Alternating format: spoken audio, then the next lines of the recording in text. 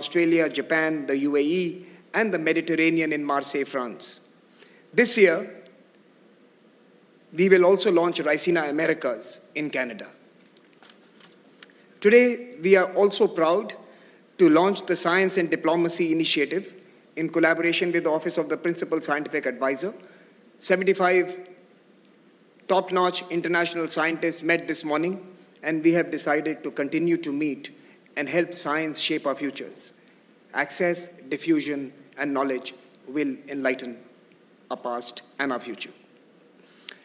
To thank the Principal Scientific Advisor for his leadership, I also have to thank the Geneva Science and Diplomacy Anticipator, the Kaitu Center in New Zealand, and many others who are determined to make India once again the hub of knowledge, science, and innovation as 1.5 billion people reach for the stars and the moon. Our long-standing Raisina Young Fellows program has also produced hundreds of global leaders in the past decade. 4 years ago, on the advice of the Prime Minister, we also launched the Raisina Forum for the Future of Diplomacy for early career diplomats. Both these programs have made a seminal contribution to the nurturing of excellence in world affairs and diplomacy. Today, over 2,500 leaders from more than 130 countries have become part of this Raisina Leaders family. And in these difficult times, nearly 200 of them are in this room with us, showing their commitment to the family they have entered into. Indeed, discovering and investing in tomorrow's leaders is central to our work. This year, 250 students from 60 countries are taking part in the dialogue under different programs. In a moment unlike any before, we recall the words of Prime Minister Modi. Strength in a nation does not suddenly emerge. It is built over generation. It is refined through knowledge, tradition, hard work, and experience. Indeed, Prime Minister, we have to invest in generations. Today, nations are manifesting strength in different ways, some through demography, some through geography. We see boldness of intent in some areas. We also see contests for land and leverage around us. We see mutual respect and efforts to be inclusive, and we see the desire for growth and progress. In other words, we see nations asserting their identity, accommodating differences, and advancing through dialogue. Sanskara, the theme of Raisina 2026, captures this perfectly. At this dialogue, we prize honesty. We prize who we are. We will be honest to ourselves and to our aspirations. We will be honest to the partners who impact us, and we will be honest to the civilization we have inherited. This is Sanskara. At this dialogue, we prize our principles while searching for what is possible. Together, we will acknowledge the differences between us and create a path forward that may not be perfect, but will be framed by what our chief guest, the Finnish President, Alexander Stubb, articulates as value-based realism. That is also Sanskara, Mr. President. Our goal is to find shared priorities and a common purpose. We will not linger over a damaged world order. Indeed, we will rebuild, repair, and embellish it anew. This has never been more difficult, and yet the stakes have never been higher. And in a sense, this is the responsibility of Sanskara. We must recenter the world to its most pressing aspiration, development. Global shocks, debt crisis, wars and conflict, and financing fatigue have forced on us the cold reality that with less than 5 years remaining to 2030, the SDGs may not be achieved. What will take all of us to prioritize development as a policy? Who will decide the next development goals when these remain unmet, and what will they be like? The Raisina dialogue this year will focus on this crucial aspect of global governance, because that is indeed Sanskara. In 2026, ORF is pleased to initiate a high-level empowered board on green transition under the chairmanship of Mr. N.K. Singh, who is with us today. This will be supported by the Secretariat, and the board will guide and accelerate our journey towards a planet-friendly growth and sustainability model. This is the moment that the states must advance on climate and must demand accountability. At this dialogue, we will examine how the cost of delay can indeed be turned into a call for action. During the AI Impact Summit, the world gathered in New Delhi and saw the future of technology, where code defines identity, data drives geopolitics, and AI is shaping the wealth of nations. Algorithms become power. We are delighted to announce a new initiative this year, the Raisina Global Innovation Square. Here we will seek to build AI for India and AI for the world out of India. We will ask how technology will shape civilizations and more importantly, how civilizations must shape technology. Finally, the map of global commerce is being redrawn. From the dance of creation and destruction, innovation is born. It's born not in ease, but in effort, not despite adversity, but because of it. This dialogue will examine the new geoeconomics where policy, politics, and polycrisis are shaping a new arrangement. This is the broad canvas of Raisina Dialogue 2026. And as always, its conversations will remind us that change must begin with ourselves. I welcome you once again to the dialogue and to the Raisina family. Let us, with our eyes and hearts wide open, debate, disagree, contemplate, and co-create. Thank you very much for joining us this year in New Delhi, ladies and gentlemen. And indeed, we are grateful that you have made this journey. Without further ado, let me invite Mr. Sanjay Joshi, Chairman of ORF, to introduce the theme and our speaker this evening. Mr. Sanjay Joshi, may I invite you on stage.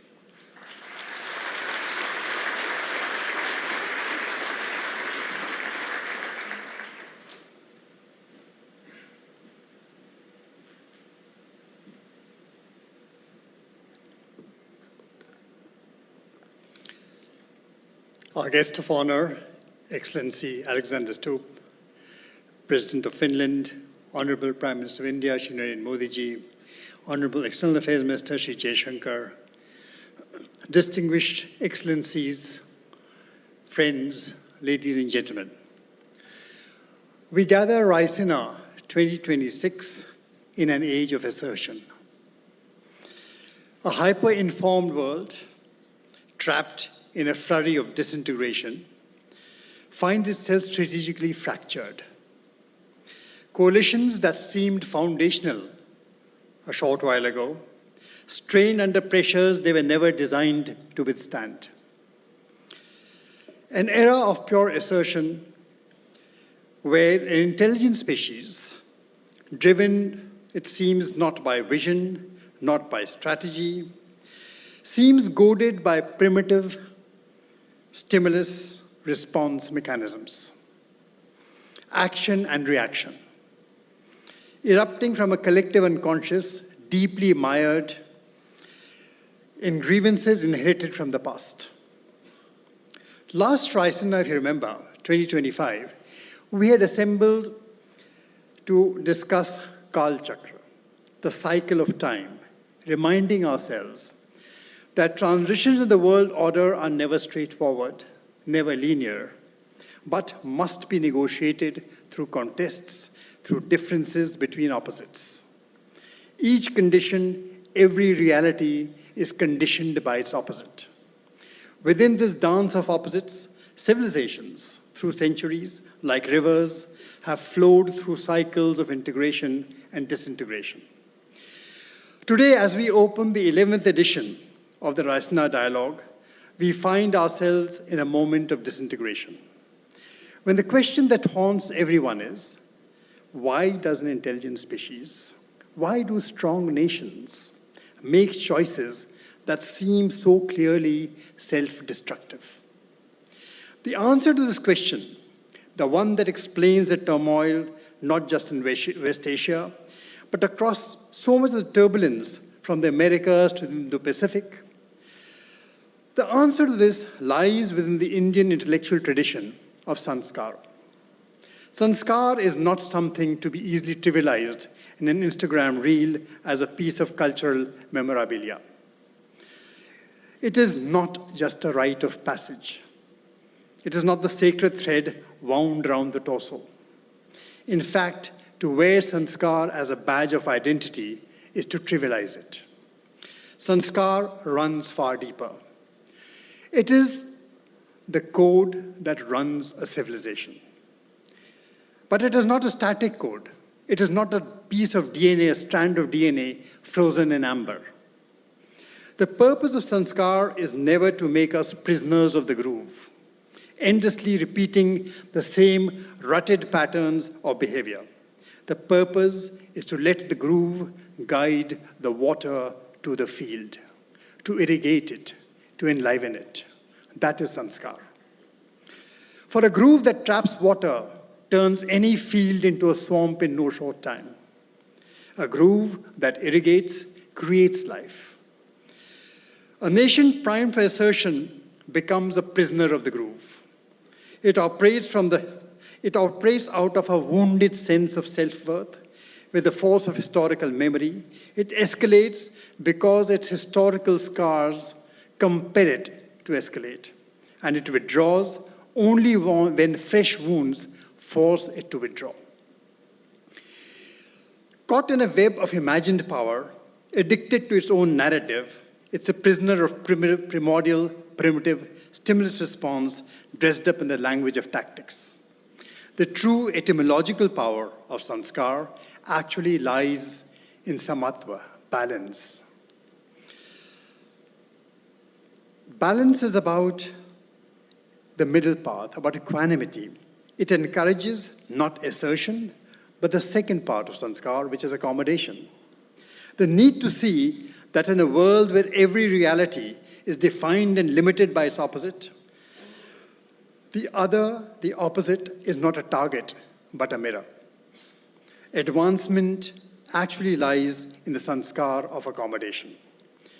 So sanskar teaches us what it is to be human. An intelligent species cannot be the product of past residues.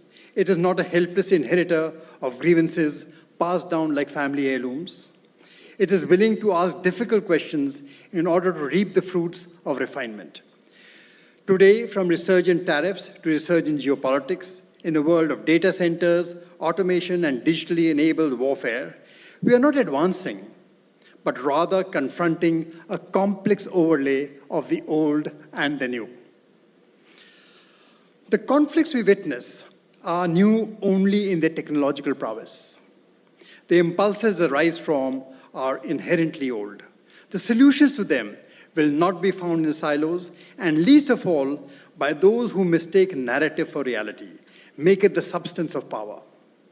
The solutions demand sustained interrogation, intellectual engagement, ideological candor, and the willingness to engage across profound differences. It is therefore timely and deeply significant that we have today with us His Excellency Mr. Alexander Stubb, President of Finland, as a chief guest in this edition of the Raisina Dialogue. European civilization, too, finds itself at a consequential juncture. Finland has served as a pillar of the Western order for generations, as it now also introspects about the contours of the future. Finland's journey, shaped by geography, by resilience, by strategic clarity, in the most difficult of circumstances, offers a particularly relevant lens for examining questions of sovereignty, security, and cooperative multilateralism. Finland understands that nations, small and large, must navigate not through assertion alone, but through the conscious refinement of national interests. We no longer actually operate in the simple world of states talking to states. So that is why we have Raisina. We live in a multi-nodal reality, where knowledge and power flow through networks encompassing far more than just governments.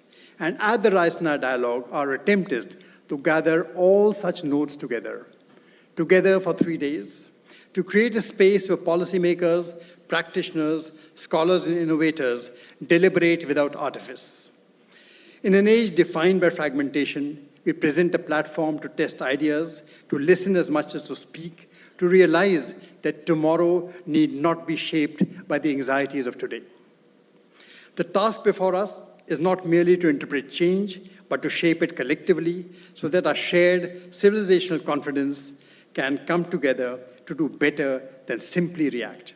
So I invite all of you over the next 3 days to engage not as prisoners of the groove, but as irrigators of new possibilities. With that, I present His Excellency Dr. Alexander Stubb, the President of Finland, to give us the benefit of his thoughts. Dr. Stubb, the floor is yours.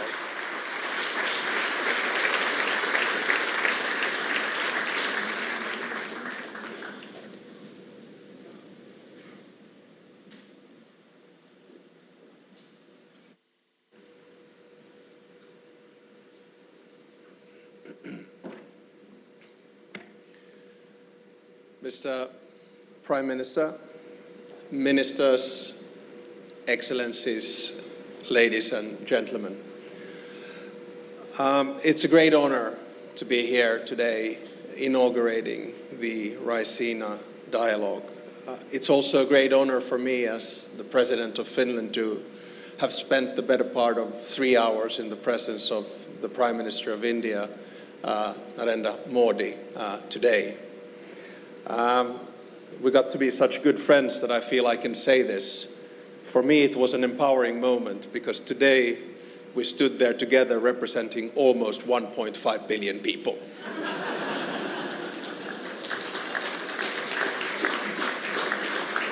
And I'm sorry the speech is going to go only downhill from here. During the past decade, it's been remarkable to see how Raisina has developed into one of the foremost platforms for strategic thinking and global engagement. And I think for that, we should all be thankful to both Minister Jai Shankar and Samir Saran.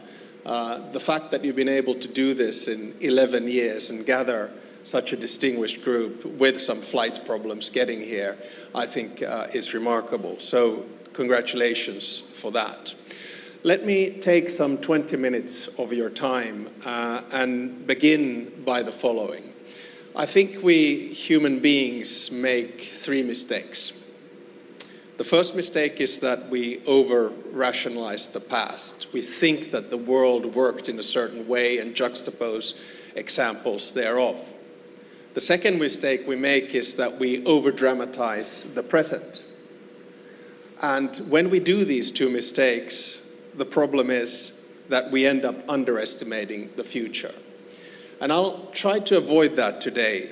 But the problem is that us nerds of international relations, we quite often draw parallels between the past and the present, sometimes to make convincing sounding predictions, and sometimes just to make the case that the world was more orderly and much better in the good old days.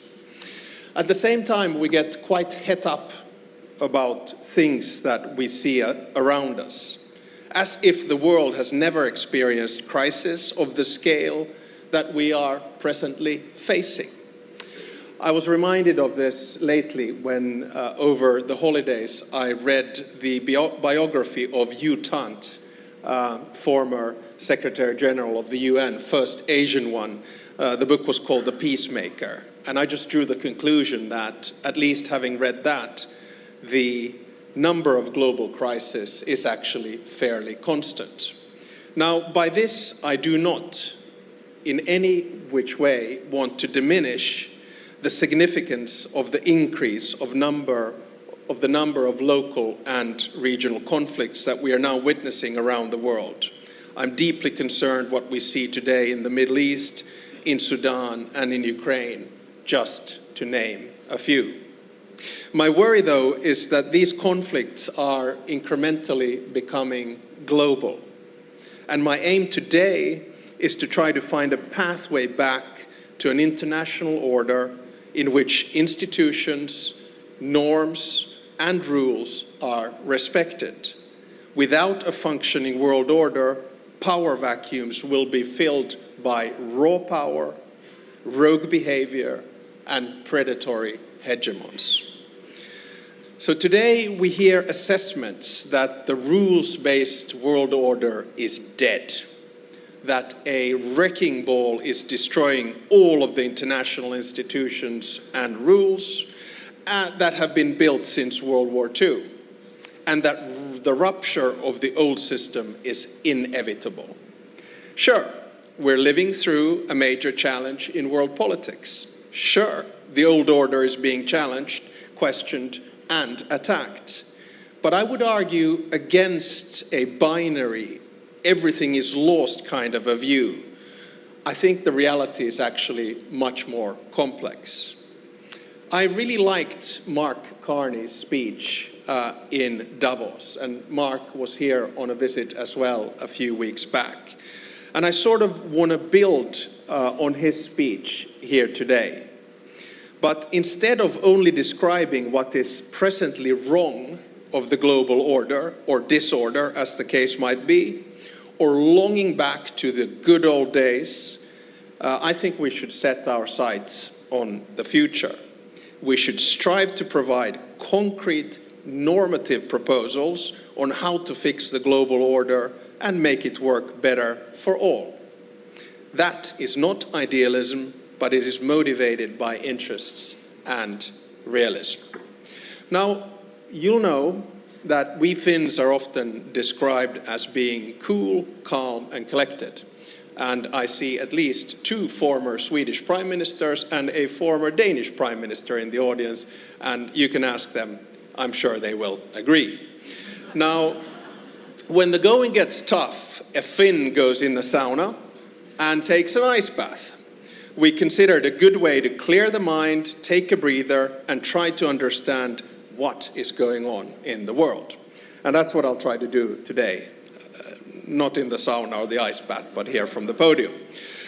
I think this goes quite well with the theme of this year's Raisina dialogue, Sanskara, assertion, accommodation, and advancement, just like the chairman just noted. I think we have to sit down during these 3 days, take the world as it is, and make the best out of it in a dignified manner. So today I will kick off the Raisina dialogue by focusing on 2 things. First, I will attempt to identify the problem. So what's wrong with the world order today? And second, I will try to outline a number of possible concrete solutions for the future, which you can then tear apart in your dialogue. In both of these parts, I will reflect on India and what India teaches the world. It's an attempt by someone who's been born and bred into the Western dominated liberal world order to understand how the world is really changing and be open about it. My thesis is very simple. I believe that the global South will decide what the next world order will look like. And India, as a major power, will be a major, or if not the force in deciding whether the world will tilt towards conflictual multipolarity characterized by deals, transactions, and spheres of interest, or whether the world will tilt towards a new cooperative, fair, and representative multilateral world order based on international institutions, rules, and norms. The policy choices that India and other key powers make truly matter in this time of transition. They will set the direction of the future. Let me begin by stating the obvious. The world is changing, much like it did after World War I, World War II, and the Cold War. It'll take a few days to settle, but only 2 things are sure. One, there are more players who have agency than they were after World War I or World War II, or indeed the Cold War. And number 2, the starting point for a new settlement is different from 1918, 1945, and 1989. The global power balance has shifted. The global South has both demography and economy on its side. I mean, here we are in a country which is portraying growth rates of 7%, probably projecting all the way to 2047. And at the same time, it's the biggest democracy in the world. But my argument is that the era of a Western-dominated world is over. That's the disruption. This is obvious, but it will take some time to sink in across the West. Nostalgia can give us lessons, but it rarely provides us with solutions. So I think that a good starting point to any analysis is to deal with the world as it is, not with a world that we would wish it to be. So we live in a time of power politics, a time where might seems to make right. Violence has once again become a go-to foreign policy tool used around the world with very little restraint. In Ukraine, Russia is trying to subjugate a sovereign country through a war that is a blatant violation of international law. The way this war will end will have major consequences, not only in Europe, but globally. It is in all of our interests that the outcome does not reward the aggressor. In the Middle East, the events have taken rapid turns. We're now witnessing a regional escalation with countries who were pushing for diplomatic solutions. I had the chance to speak to the President of the United Arab Emirates yesterday and the Emir of Qatar today, while getting insights from the Prime Minister of India on how he sees the situation. In Sudan, the vicious circle of domestic power battles and regional rivalry have led to one of the deadliest conflicts of our time, forcing millions of people to leave their home. Gone are the days when international politics were predictable, even to some degree. Now each new day may bring new surprises and challenges to tackle. This is, of course, interesting for us who deal with international relations, but in terms of global stability, it is an ongoing challenge. One of my favorite foreign ministers, Dr. Jaishankar, has remarked, and let me quote once again, "Europe has to grow out of the mindset that Europe's problems are the world's problems, but the world's problems are not Europe's problems." End of quote. See, this is what you get. You give speeches and you quote someone else and immediately everyone applauds. I wholeheartedly agree with you, Dr. Jaishankar. What we need to recognize is that all the three examples that I mentioned, Ukraine, Middle East, and Sudan, and many other wars and conflicts, are all of our problems. We need to work together to solve them. We can see the effects of Russia's war of aggression in Ukraine on fertilizers, on oil prices. The same thing we're now seeing, of course, with the ongoing conflict in the Middle East. Now, does all of this mean that the liberal world order, the one we created after World War II, is dead? No, it doesn't. The fact that the rules are broken does not make the whole system null and void, any more than someone getting caught for speeding makes speeding limits irrelevant. If we give up on international rules, the current world order would collapse, but we are far from that. Now, none of the previous world orders have been perfect.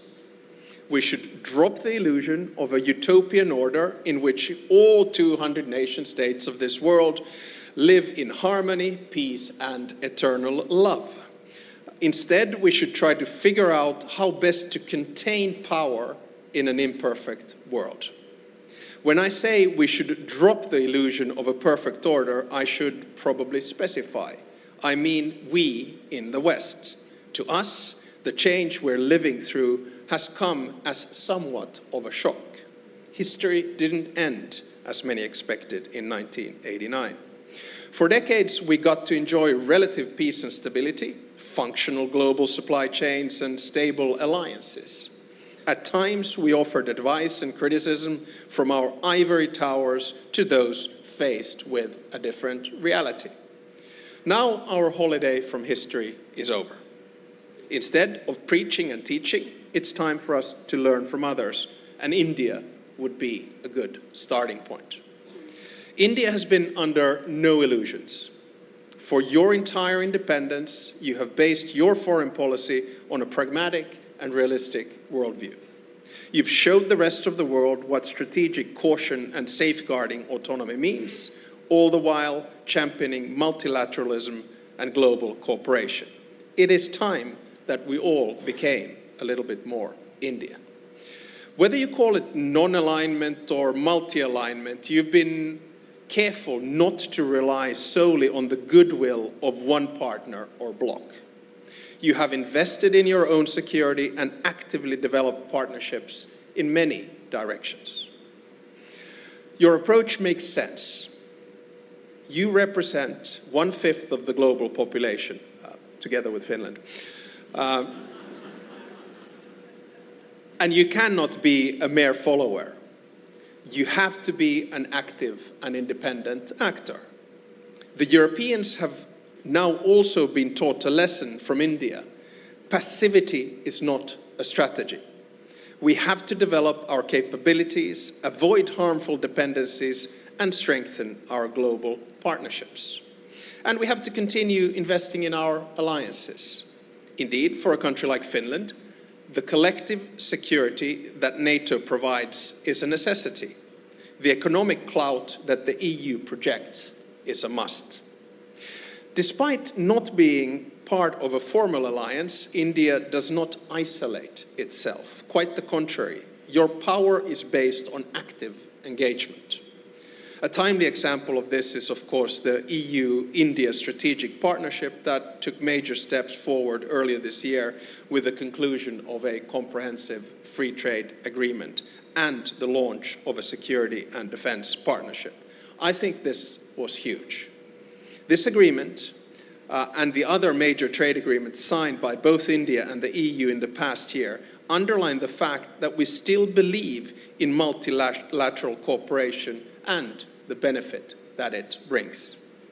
Our deal is not just the mother of all deals, but a strategic choice and a gesture that opens up a new era in our relationship.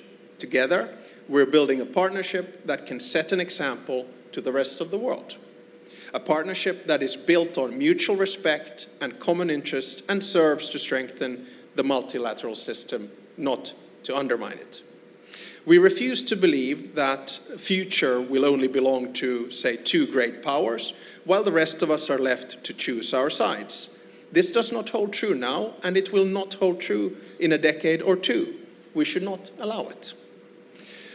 So, let me then move on to my second part. So, a few concrete suggestions on how we can begin shaping the new world order. Some of the proposals are of substance and others are of process. India and Finland, we might be geographically different, but we understand what it means when power goes unchecked.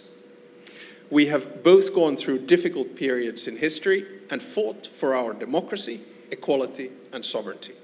We don't want to see these values forgotten. Finland's foreign policy is based on what Samir Saran noted earlier, values-based realism. We stand by our values that we consider important and central to us: democracy, equality, justice, human rights, and freedom, just to name a few. At the same time, we are ready to engage in a dialogue and cooperation with countries that do not necessarily share our values. The aim is to find a balance between values and interests in a way that prioritizes principles but recognizes the limits of power and respect the reality of the world's diverse cultures and histories. You cannot solve the world's big problems, such as conflicts, technology, energy, or climate change, just alone. In many ways, India has been applying values-based realism for far longer than we have. Thousands of years ago, Kautilya's Artha Shastra recognized that the international system is competitive and interest-driven. It called for a pragmatic and realistic approach to statecraft. At the same time, the ruler's ultimate duty was to values and ethics guided by the concept of dharma. This marriage of interests, values, and principles is evident in how India works as a constructive founding member of the UN and one of the biggest contributors to global peacekeeping operations. Defending multilateralism is in your DNA. How then do we apply values-based realism in the multilateral system? I have three substantive proposals. Proposal number one, we need to improve representation. International institutions must not be one more tool of power for the powerful. Currently, their power structures reflect a world as it was, not as it is. The voices of the global south must be heard much louder than today. The obvious place to start is the UN Security Council. I have proposed 2 permanent seats for Asia, 2 for Africa, and 1 for Latin America. And let me be clear, India should have a permanent seat in the UN Security Council.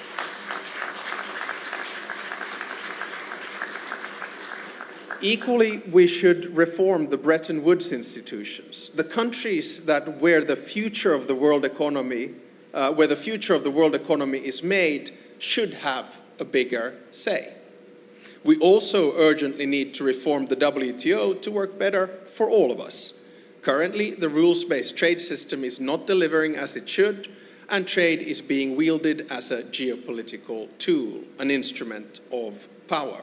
In this area, India's leadership is needed. Second, we must create rules and norms that bring stability, but allow for diversity. Technology, especially AI regulation, is a test case. AI is a life-changing technology. It is the first technology that can be seen to have agency on its own. We're creating something new, and we have to make sure that what we create works for all. For that, we need common basic rules and guardrails. But we also need to acknowledge that the different realities around the world, different systems, create very different threats and opportunities. So new technologies should not deepen the digital divide between the developed and the developing world. They should bridge it. And in my mind, India is both a driver and a bridge of AI and technology.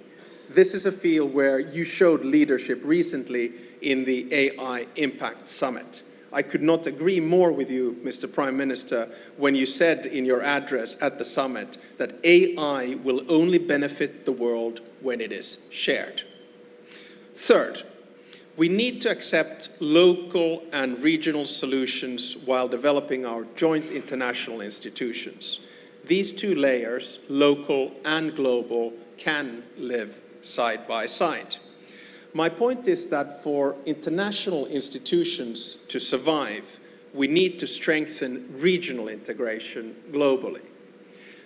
Mercosur, ASEAN, the African Union, the GCC, and the EU, and many others are examples of organizations which are good at dealing with regional challenges.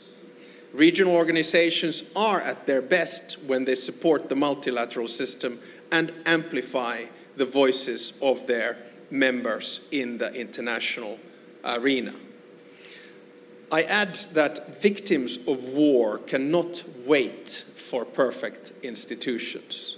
We have to push for solutions in an imperfect world.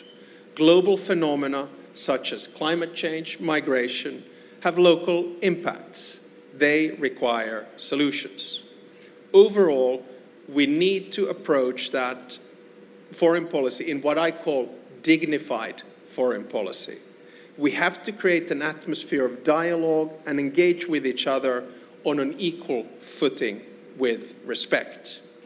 By reforming the multilateral system to better reflect the realities of today, we have a chance to save it. At the same time, we have to hold on to the core principles of the system as it was built. Those principles are enshrined in the UN Charter, prohibition of the use of force, and respect for sovereignty and international law. And this applies to each and every one of the 193 members of the United Nations. So to finish, let me make a procedural proposal on how to try to get things back on track.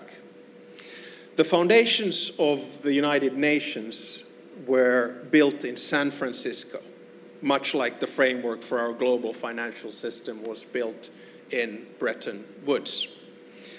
I think what the world needs now is a new San Francisco moment. A moment where world leaders come together in the spirit of cooperation to think long and hard how to reform the international institutions that have served us since World War II. We need to rebalance the world order. We need to agree on the principles on which we can find common solutions to common problems. And if I may, my procedural proposal is that we should have a new Delhi moment. In other words, that India gathers world leaders here in Delhi and begins the process of looking what happens after wars. So in conclusion, it is in our interest to make the international system more inclusive and fairer while maintaining its core values and principles. The division of power is a political reality. Some have more, others less. How one uses power is a political choice. We can choose multipolar, opportunistic competition, or we can choose mutually beneficial, multilateral cooperation. Now, us Finns, we're known for 8 years running as the happiest people in the world. Although I have to say that one would not necessarily draw that conclusion from a Monday morning tram ride in Helsinki in November, but statistics tells us that we're happy. Now, Indians, on the contrary, are smiling people. And you're constantly topping one very important statistic, the one that measures optimism. Most Indians believe that tomorrow will be better than today. So let's combine Finnish happiness and Indian optimism in constructing a fairer and a more stable new world order. Together, we're stronger. Thank you very much.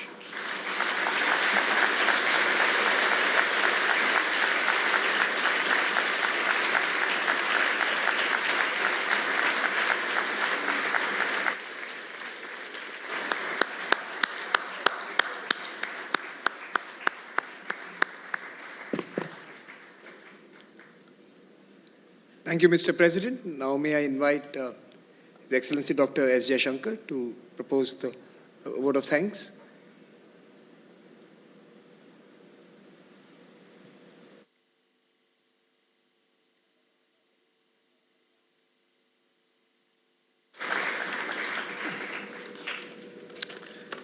Namaskar, and a very good evening to all of you. It is my privilege to once again deliver the vote of thanks at the inauguration of this Raisina dialogue. That we are in turbulent times was a reality already recognized, but that it could be intense enough to even impact participation here says a lot. Let me begin by thanking President Alexander Stubb, our chief guest this year. We have just heard his insightful, I'd say, happy and optimistic analysis of the global situation at a particularly complex time. That has certainly set the tone for further deliberations. In his well-established incarnation as an author, we will also have the pleasure of hearing him again tomorrow, specifically, I hope, on value-based realism.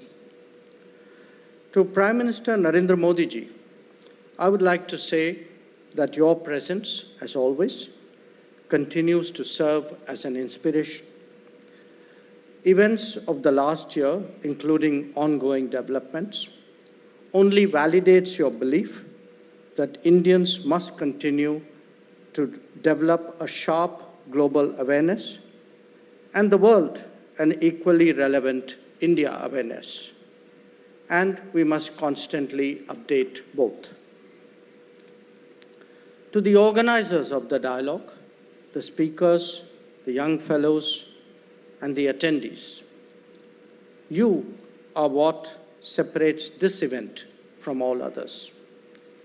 The openness, diversity, energy, and I would say even the atmosphere that characterizes Raisina is truly unique.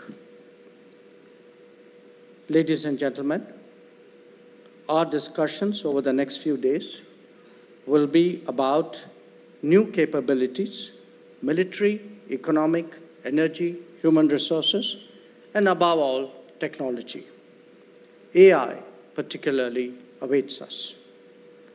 It will also be about two new mindsets: the greater propensity to take risks, equally the growing resolve to de-risk and diversify.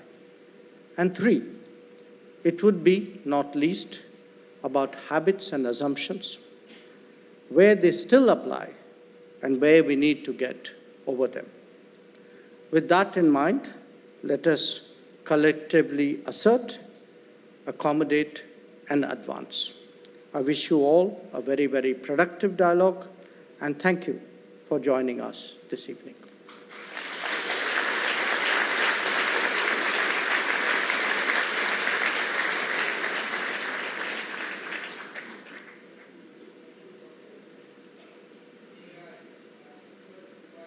President Stubb and Prime Minister Narendra Modi ji on stage for a family photograph.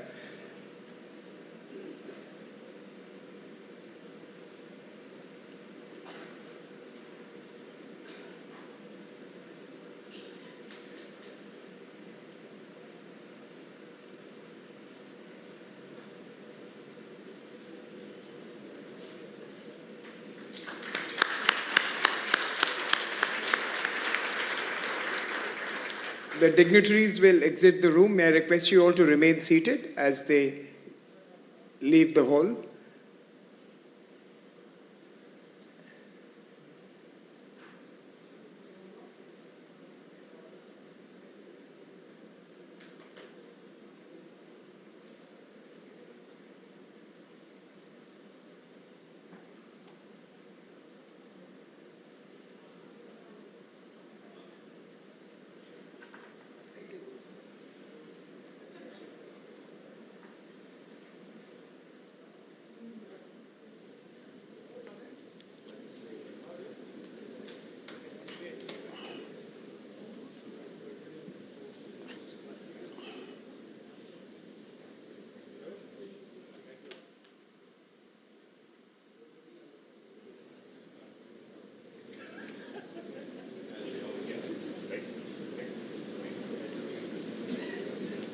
I request you all to still be here with us for a few more moments as the VIPs leave the venue. तो आप ये सीधा प्रसारण देख रहे थे। दिल्ली में Raisina dialogue 2026 की शुरुआत हो गई है। प्रधानमंत्री नरेंद्र मोदी वहां पर मौजूद रहे और